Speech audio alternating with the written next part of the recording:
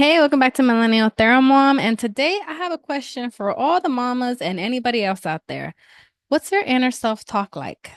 So that's what we're going to be talking a little bit, just for a few minutes this week, because one of the biggest skills that I feel like I have learned, not only as a therapist, but as a mom, and honestly, I feel like I learned this more as a mom than ever in my life, has been this self-compassion practice. I even took a 10-week mindful self-compassion course that I definitely recommend. I'll share more on that in the description as well.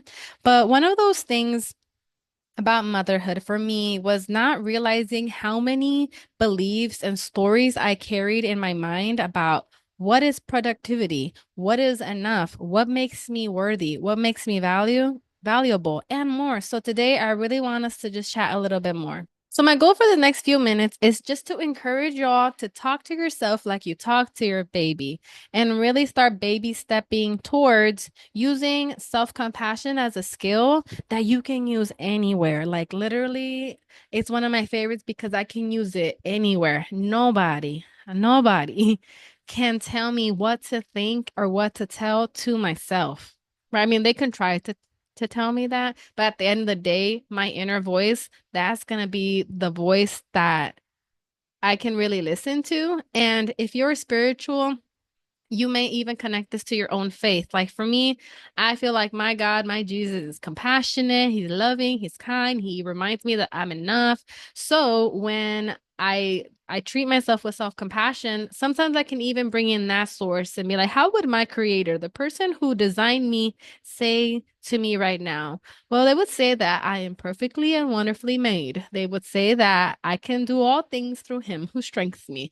So I think that for you, again, why I like to throw in the holistic part of mental health and postpartum is figuring out what's going to help you feel that level of self-compassion and love towards yourself, even when you're struggling, especially when you're struggling. So I want to share just a little snippet of what self-compassion is described as. So self-compassion is treating yourself with the same kindness, understanding, and care that you would offer a good friend when they are struggling.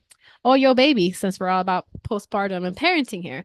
It's about recognizing that suffering, failure, inadequacy is part of the human experience and being mindful of these experiences without judgment.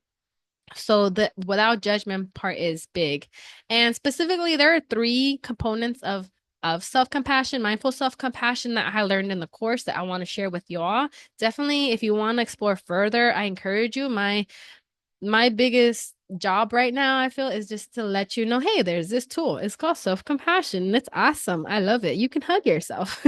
And so that's what I'm doing. But three of the things are self-kindness, common humanity, and mindfulness. So self-kindness again is being warm to yourself, being understanding, being supportive, being curious, especially when you're struggling or feeling like inadequate or whatever other version it looks like for you.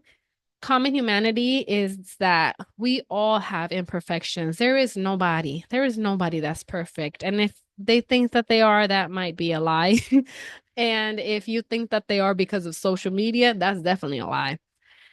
So what you're going through is not alone. And I can tell you, in the postpartum world, the fact that there's 1 in 5 or 20% of postpartum women experiencing perinatal mood and anxiety disorders like anxiety, depression, OCD, and more shows me that I'm not the only one, that nobody is the only one in any of these difficult experiences. And I think the more we can bring light and love in those spaces, the more that we can make a positive ripple effect. And maybe it starts with bringing love and light to yourself first, as I honestly have been learning in my past year and a half. And that's the third part is the mindfulness is just paying attention to your thoughts and feelings without judgment. I think in the world, there is so much judgment around what's going around us that learning how to not be judgy is a whole skill. So just being like, oh, there's that thought. Or, oh, I'm in this moment right now, and this is what I'm experiencing. And one thing that my teacher in the course said that I really, really loved was that we give ourselves self-compassion not to get rid of the pain, but because we are in pain. So I'm going to say that again. We give ourselves self-compassion not to get rid of the pain, but because we are in pain. And pain, it can be like somebody hurt my feelings, or I'm feeling anxious because of politics, or I'm feeling inadequate as a mom, or whatever it may be, whenever you're in those moments, giving yourself that self-compassion.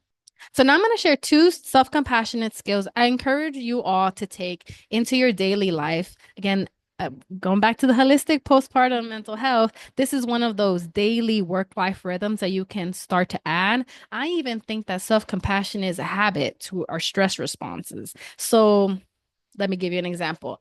I probably have shared the example before, but if you have a toddler, you may know that changing diapers is like rocket science sometimes. It is a whole skill of trying to keep the poop in the diaper, whatever in the diaper, and not hurt them, but also try to get the job done. And this has been the areas where I need the most self-compassion and honestly deep breathing too. But back to the self-compassion. Let's say I'm in that moment and I'm starting to get frustrated, right? As because we all get frustrated, we're human. But I know like I don't want to smack her, I don't want to accidentally hurt her. I can say it out loud, or I can just say it in my mind, like, we're gonna get through this. It's okay. Like, we're gonna get through this. Or you're doing a great job. You're doing the best you can. Or she's just being a toddler right now. This is nothing to say about you and your parenting skills, etc. Again, the words that you choose to share with yourself should be unique to you.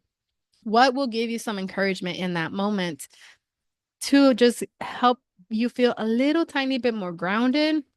And my approach of groundedness is that you don't have to be like calm, zen, like basically in a spiritual realm when you're grounded. You can just be like, all right, I'm noticing that this experience is hard right now.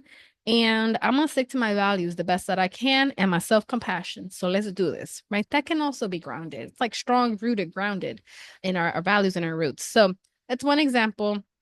But speaking to yourself in those moments kindly, I specifically like asking yourself, what do I need in this moment? That is one of the skills that we were taught in the class. And it's been really cool to just be able to pause and be like, what do I need in this moment? And sometimes it's a hug, sometimes it's water, sometimes it's food, sometimes it's help, sometimes it's a break, sometimes it's a rest. So that kind of goes hand in hand with the first skill, which is like that self-talk. But then if you don't actually know what you need or don't know what to say to yourself, you can also ask yourself, what do I need in this moment? And I'm gonna give you all a third bonus one just because I'm feeling a little extra generous today, but the self hug. So I'm gonna just put my mic down for a few moments. I encourage y'all, if you're watching this still, first of all, I appreciate you. And second of all, let's do this. We're just gonna give ourselves a hug for like 10 seconds. Okay, let's do this.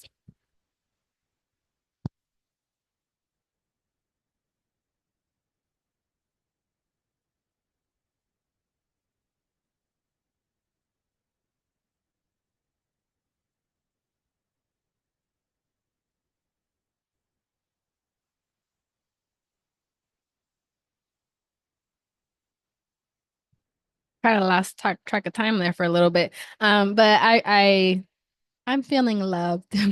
So I just want to encourage y'all to do a skill like that. Either asking yourself what you need, talking to yourself kindly, giving yourself a hug, or any other form of self-compassion when you are going through a stressful, overwhelming, or just uncertainty moment. Like, I don't know what to do next. I'm feeling stuck, or I'm feeling shame, or whatever you're feeling, give yourself some self-compassion in it. And I hope that you follow and subscribe on here. We'll continue to be talking about holistic postpartum mental health throughout the season. And my hope is that you take just one tiny baby step forward. So as we kind of wrap up this video, let me know in the chat, like, what is one self-compassionate practice that you're going to start trying for yourself? And ideally, it's something that you can do every day because I want this to be accessible to y'all. But I hope y'all take care and visit connectwithjaylee.com if you ever have questions or curious about anything else I got going on, like classes and products and so much more. So cuídense. Bye.